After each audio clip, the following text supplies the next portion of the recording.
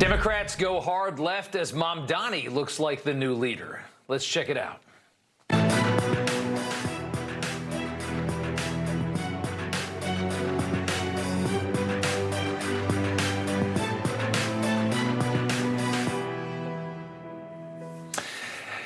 And welcome to Rob Schmitt Tonight. Another primary Tuesday last night, and this one sent shockwaves throughout Washington as New York Mayor Zohran Mamdani's endorsements cleaned house in New York. Socialist Brad Lander, Claire Valdez, and Daria-Liza Chevalier all winning big with the backing of the party's hot new communist mayor of New York City. The crew have all the same predictable positions you would expect: defund the police, open immigration into the United States fully, end capitalism, and of course, the Jews are the problem with the world, which is the latest twist on this party that they somehow get away with. These ideals are becoming mainstream in the Democrat Party is the craziest thing. After all, we just watched Kamala Harris choose Tim Walz to be her VP nominee over Josh Shapiro, a decision that, when you set religion aside, made zero sense. They did not need Minnesota. They needed Pennsylvania. And that shows you where the party is. This is a takeover. With Nancy Pelosi gone, the Democrat Party has no real leadership. Hakeem Jeffries can't hold the line. The party is turning hard to the left. And this is how they sound. So are we ready to free Palestine? Are we ready to abolish ICE? Solidarity is the force that we need to vanquish Trump's fascism. We are calling for abolishing ICE. We're seeing right now the way that ICE is being used as a cudgel for fascism. I still believe that all deportations are wrong. Last June, a year ago tomorrow, was not an anomaly. It was not the end. It was the beginning. That's the kind of rhetoric you're going to be hearing in Washington from members of Congress. Even more of that. The squad, as they say, is about to expand and expand rapidly, and this will continue on through the future here. And it will take over the party. It probably already has. Here was Speaker Mike Johnson earlier today.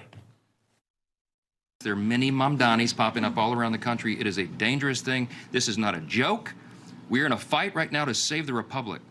And every American needs to take this seriously. You need to wake up. Are we going to maintain our status as a constitutional republic on our 250th anniversary? Are we going to make a new choice and go down some road towards a communist utopia? That's the choice right now. We've been saying for months it's a contrast election. We've been saying it's a contrast between common sense and crazy. Now, obviously, you know, when you hear Mike Johnson talk like this, obviously this is like political gold for the Republican Party, right? And this is a dream come true. But that's really not hyperbole, what he was saying. Democrats are actually finding socialist candidates far more appealing than just the boring old party, and that is terrifying. Socialist candidates all drawn together by one common theme, and that is the fact that they despise this country. They despise the United States in its current form. Their agenda is dismantling the country and rebuilding it based on their very flawed ideals of collectivism, which, of course, as we know, always fail.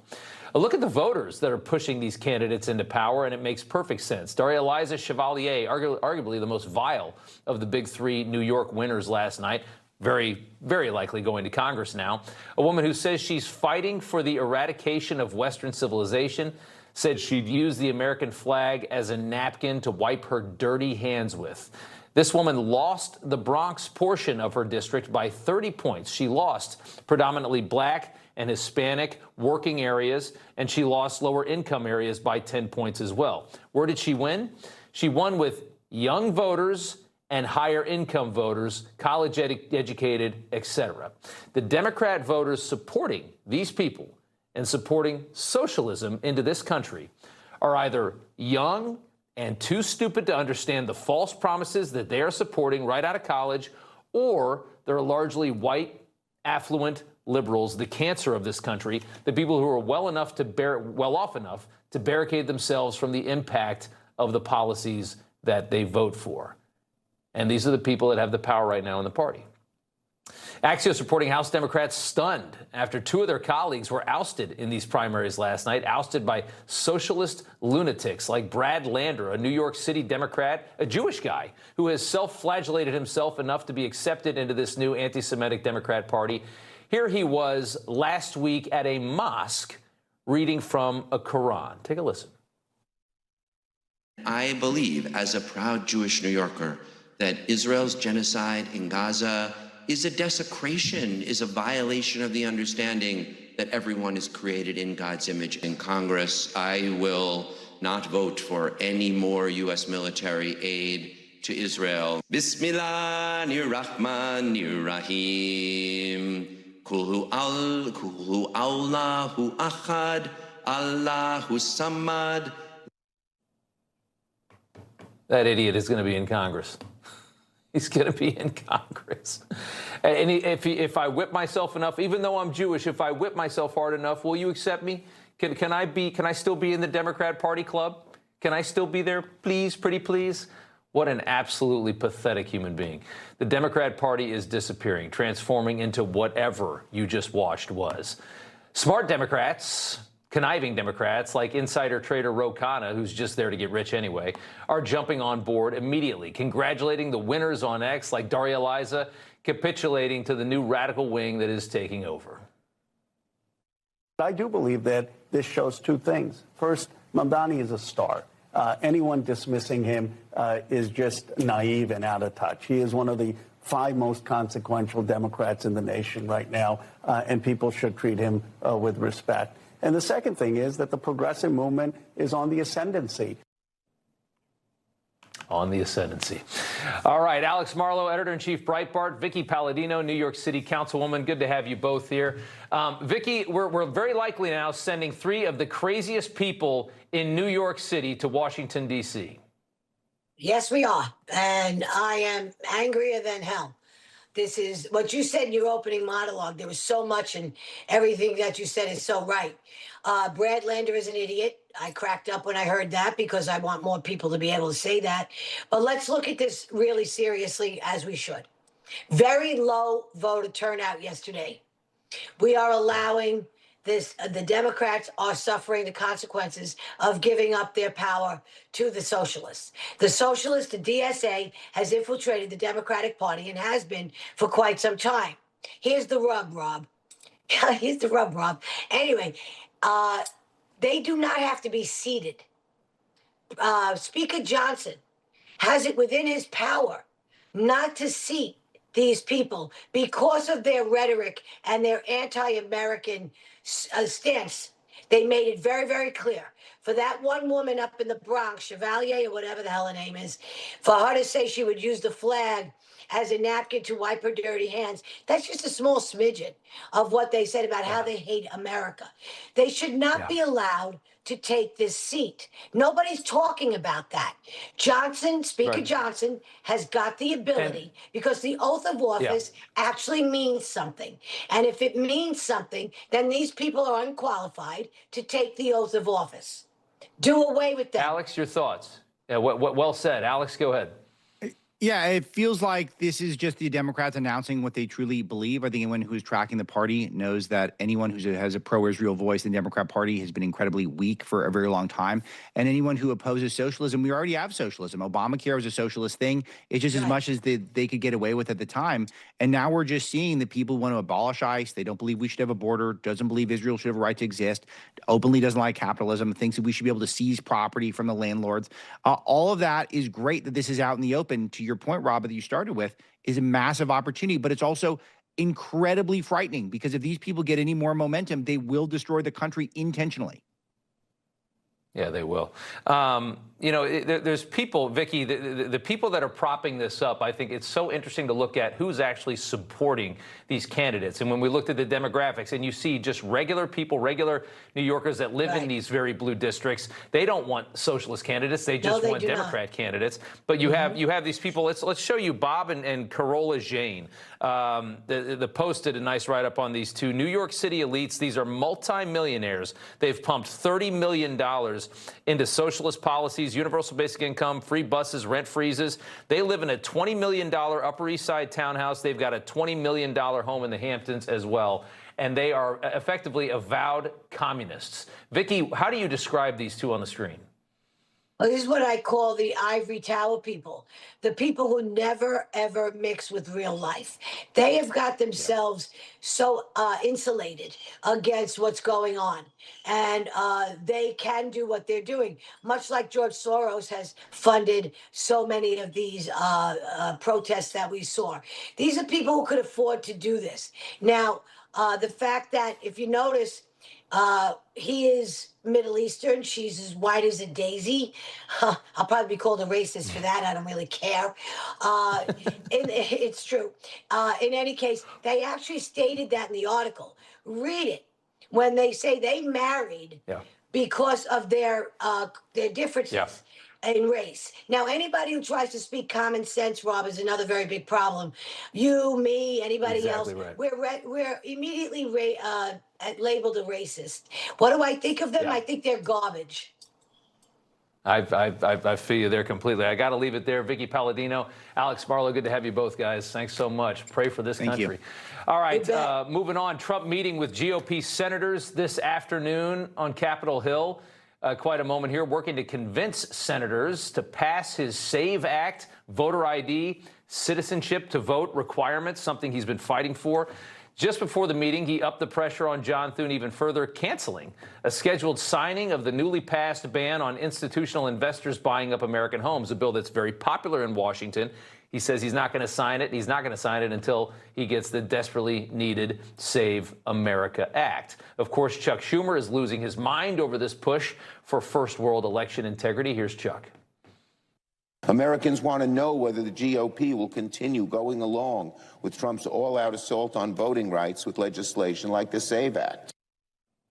All right, Congresswoman Paulina Luna joining us now, making a major push for the SAVE Act herself. I love how valiant you're fighting for this bill, because it's something that the Senate is so desperate to leave behind. They hate this thing, and people like you just are not letting it go. Tell us where we're at tonight. Rob, there will be no votes on the House floor this week. We have a coalition that's formed of myself and other Republicans that are holding true to their word to their voters that we want voter ID, also backing the 80% of Americans, both Democrat, Republican, and independents that want this. So where we stand right now is there's been some messaging coming out of the Senate, because they know how politically nuclear this is if they don't get it done for their re-elections this midterm cycle, that they're going to try to put the Save America Act in reconciliation. But I want to be clear. No one should be drinking the Kool-Aid. It cannot be done. And so unless the Senate chooses to either replace the parliamentarian, embrace the filibuster, or embrace the talking, or remove the filibuster, embrace the talking filibuster, none of their legislation will pass. I have been very clear with the Speaker about this. And I also just want to further comment and say this, Rob. As you saw last night in New York City, you see the radical wing of the Democrat Party, the new party that doesn't want voter ID. They want to legalize illegal immigrants and make them a constant voting bloc. They are anti-white with their rhetoric, and therefore redistribution of wealth. If you don't think that this is the most important issue in the country right now, you are totally tone deaf, and you don't deserve to serve in the United States Congress. You know, isn't it so interesting? I mean, you remind us again of the polling that indicates quite clearly that the vast majority of Americans, over 80% of Americans, want this. They just want to have a secure country with a sophisticated election process that is of the first world nature. And it shows you so clearly how different the American people are from so many of the people that are operating in Washington right now. And the fact that John Thune, that leads Republicans in the Senate, is siding with 15% of the country over 85%, to me is just mind-blowing. Most certainly, and that gets into the issue of, is there special interest that's controlling and pressuring some of these senators, which I think there is. We are currently working on legislation. I'm in talks with the White House right now, not just to kind of bring forward disclosures for influencers that are taking money from foreign governments, specifically to hamper the administration's efforts on foreign policy, but also to undermine and cause division and discord within the American people. There's a big difference between having an opinion and then being paid by a foreign government to put out false information. And so we're actively working on this right now, but this is correlated to election integrity. It is very important. Senate is tone deaf, and I'm not going to play these games anymore. I don't want to, put out messaging on appliances, although very important, not the top issue in this country right now. It's voter ID. The Senate isn't going to be able to get their little midterm win. We can bring the legislation to the floor whenever we want on housing, but they have to pass voter ID and election integrity first, and we're not going to unlock the floor unless they do so. Yeah, what a great fight. I love it. Thanks for that. Absolutely. And before I let you go, I got a minute left here. I do want to talk Fauci for a second. We just got all this information from Tulsi Gabbard, this big bombshell drop that came out this week. Obviously, gain of function. You know, he's proving that all of this was funded by Fauci. He tried to cover it up in the aftermath when we learned what it had done. Rand Paul has subpoenaed the mad scientist to come to Congress to testify. He would not do it willingly. What do you expect? Look, I think Rand Paul has every ability to hold Fauci in contempt of Congress. We're actually looking right now to see if we can send that criminal referral right now. Although it happened in an existing Congress, sometimes the rules prohibit there from being charges brought after the congressional cycle is over. That's every 2-year cycle. But either which way, Tulsi did right by the American people in declassifying that information. He did indeed lie to Congress. And I will put what he did on the same level as crimes against humanity and human experiments. We don't know the impacts that it's going to have on fertility in this country. We already know that it's been hurting young men specifically with these heart issues, and so he should be held accountable. The fact that he's not in jail yet is beyond me, but I will be pushing for Mr. Blanche, now the acting attorney general, to do that. Yeah, well, there's obviously the pardon that he got on the last day of the Biden presidency, the pardon that he begged for, complicates it, but there are people that think that there might be a way around that. We'll see. Congresswoman Anna Paulina Luna, thanks so much. Good to see you. Thank you. All right, I stopped by the reflecting pool today. I'm in Washington tonight, by the way. I can confirm that the pool is blue this week. It's also heavily guarded. We're going to talk about all that with the Secretary of the Interior, Doug Burgum, up next. A choking death occurs every 2 hours. One child dies from choking every 5 days, and most of those children are under 3. When choking happens, time is of the essence, in homes, on the street, and in restaurants, everywhere. As the first-in-class and only FDA-authorized anti-choking device as a second-line treatment, you can trust LifeVac in a choking emergency. Please protect your family today. LifeVac will be there when it matters most. Go to lifevac.net or call 877-543-3822. Do you spend the night trying to get comfortable? Your knees rub bone on bone. Your back and hips ache. You wake up in pain. Now, from the company that's reshaped how America sleeps, there's the Contour Legacy Pillow.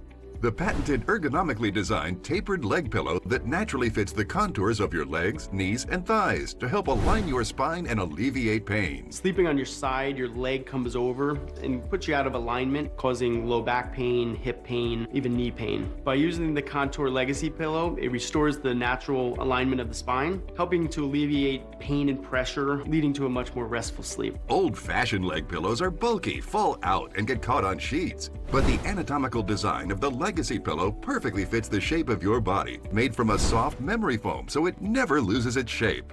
You can even use 2 together for full leg alignment, exclusively ventilated so it always stays cool and dry. The Contour Legacy Pillow, available on Amazon Prime Day today. Febreze. Why do we rely on a Febreze cabin air filter? I'll show you. Ooh, sour. Best but dirtiest co-pilot. Gotta love rush hour. Advanced PureFlow technology eliminates nasty cabin odors while trapping 99% of harmful pollutants and maximizes airflow. Smartest way to fresh odorless air is as simple as Febreze, right, bud? Try an unscented Febreze cabin air filter powered by PureFlow. Go to pureflowair.com.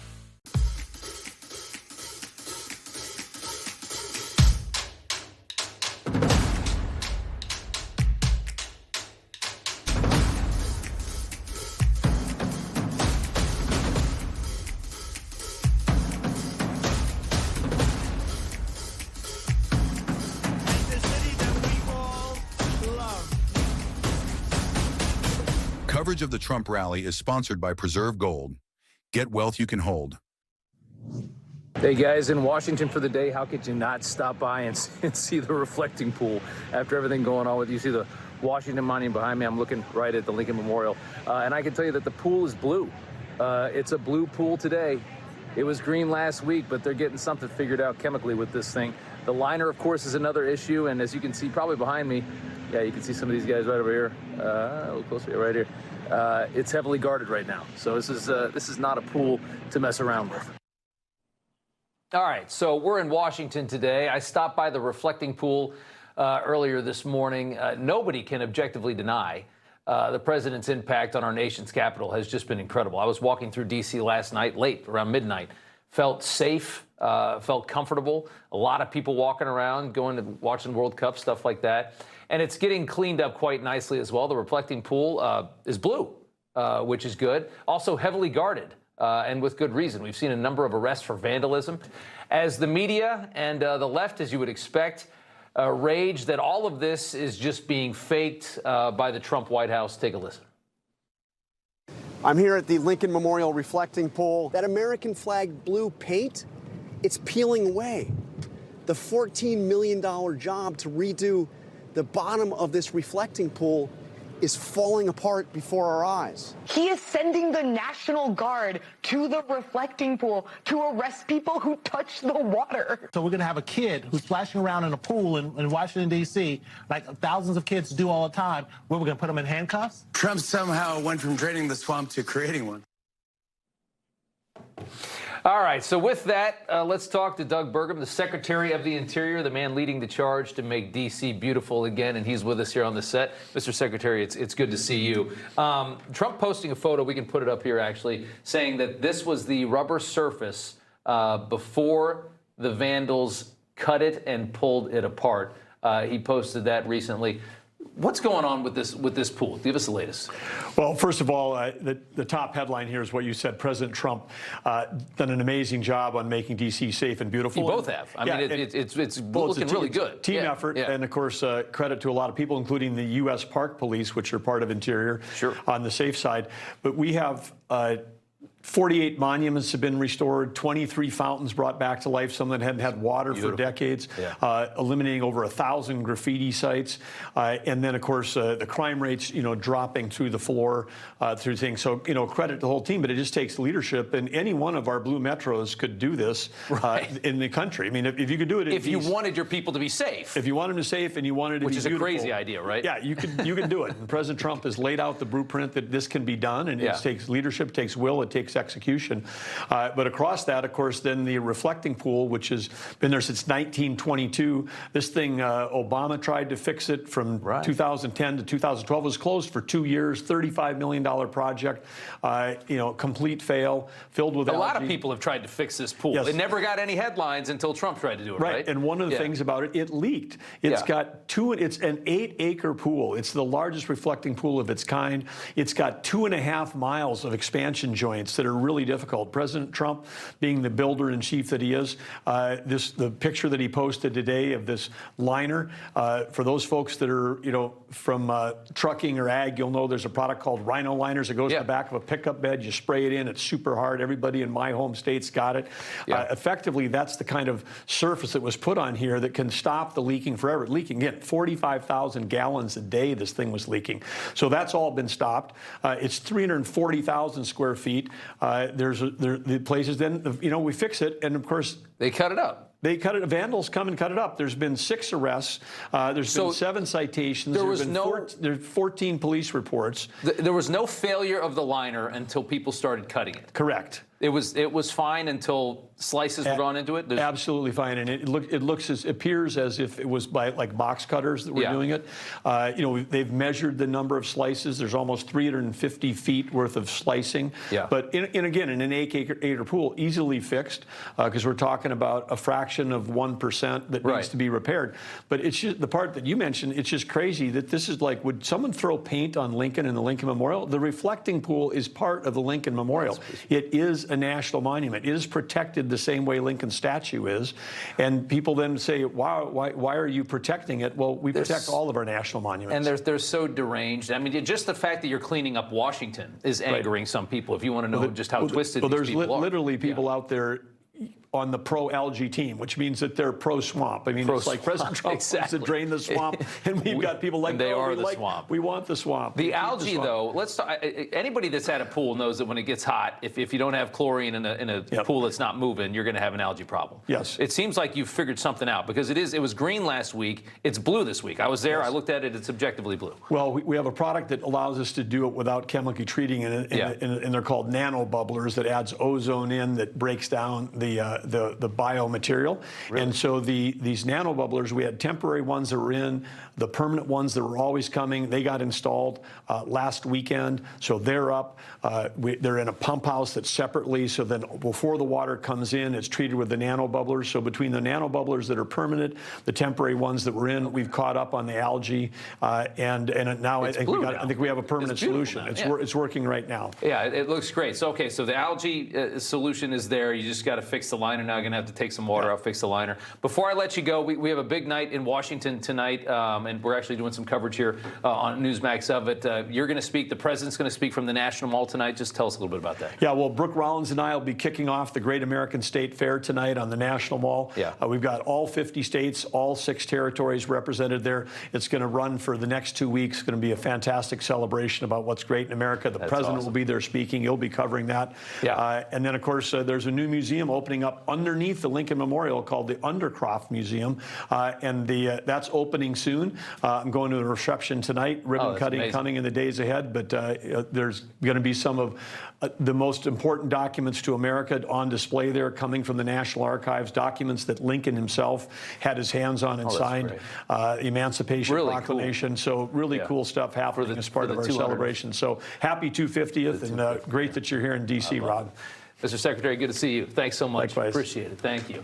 All right, as the Secretary said, Trump hosting a rally on the National Mall in Washington, kicking off the 16-day Great American State Fair, the first of many celebrations for our 250th.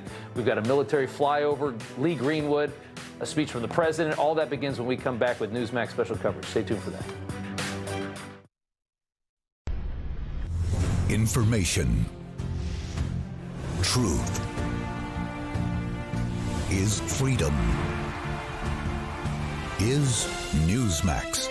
It's real news for real people.